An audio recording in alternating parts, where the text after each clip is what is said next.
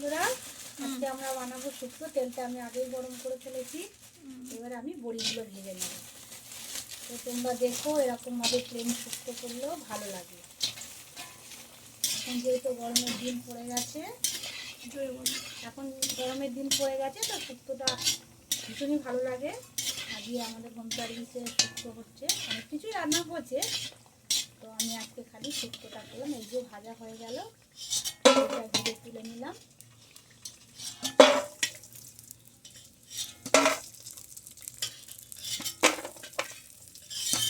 এবারে ভাজবো আমি উচ্ছেটা। বড়িগুলো তুলে নিয়ে এবার দিয়েছি, বড়িটা ভেজে নিয়েছি। এবার আমি ভাজবো উচ্ছেটা। এইভাবে করলেও ভালো হয় খেতে।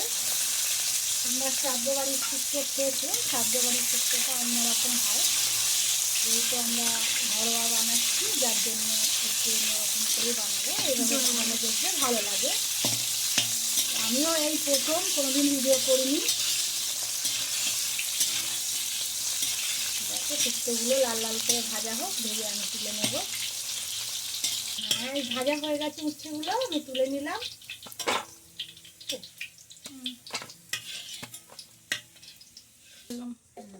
একটু সাদা সরষে, কালো সরষে, আর হচ্ছে একটু রাঁধুনি, আর আদাটাকে এরকম ভাবে দিয়ে দিতে হবে। একটু সরে থাকবে, না হলে আদাটা ভীষণ তেলের মধ্যে ফাটে।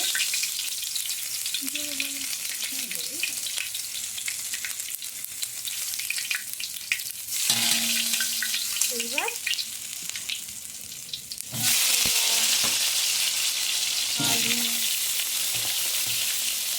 এই দুটোকে একটু ভেজে নেব। কাঁচকলা, আলু এগুলোকে ভেজে নেব।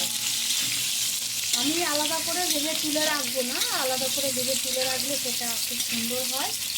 আর এটা আবার দুধ দিয়ে ফোটাতে হয়, তাহলে হচ্ছে দিয়ে যেমন শ্রাদ্ধ বাড়ি শুক্তো হয় সেই হিসাবেই হয়।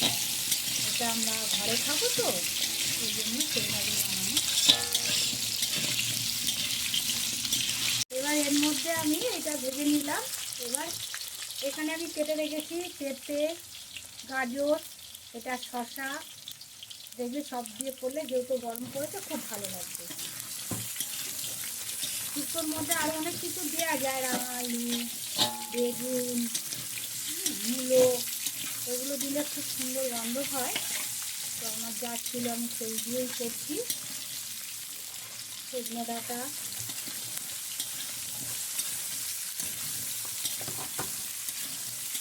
এখন যেহেতু একটা পক্সের সিজন চলছে, তো সজনে ডাঁটাটা অ্যান্টিপক্স, কিন্তু এভাবে খেতে খুব ভালো লাগবে, খুব টেস্টি হবে।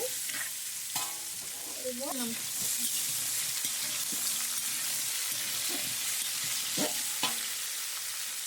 এবার নুনটা দিয়ে দেবে স্বাদ মতো।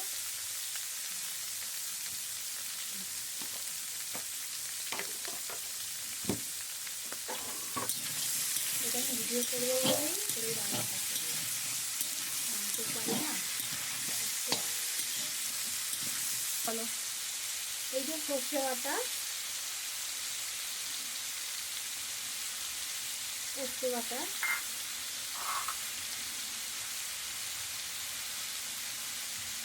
এটা হচ্ছে রাঁধুনি বাটা,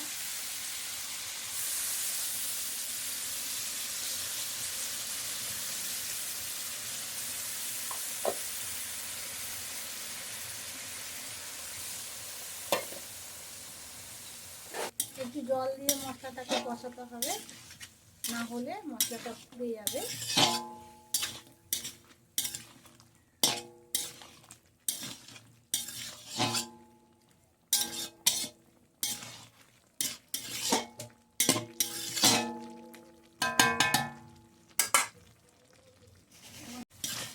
এইগুলো বেশ করে এইগুলো নাড়াচাড়া করে নিয়ে এর মধ্যে দিয়ে দেবো আমরা জল।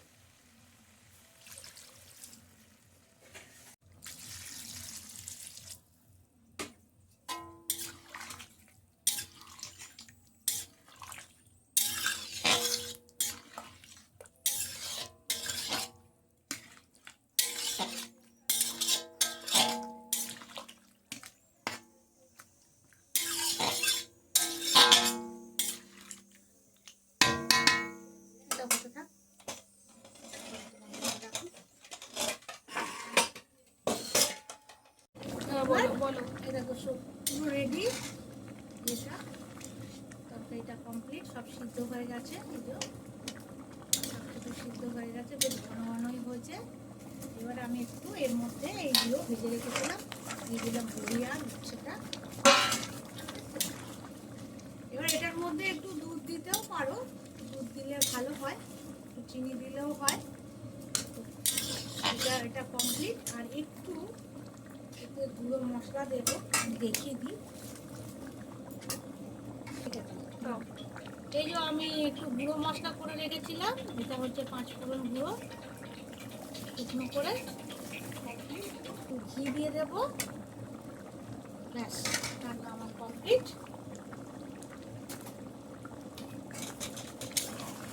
এই যে শুক্তো রান্না হয়ে গেছে।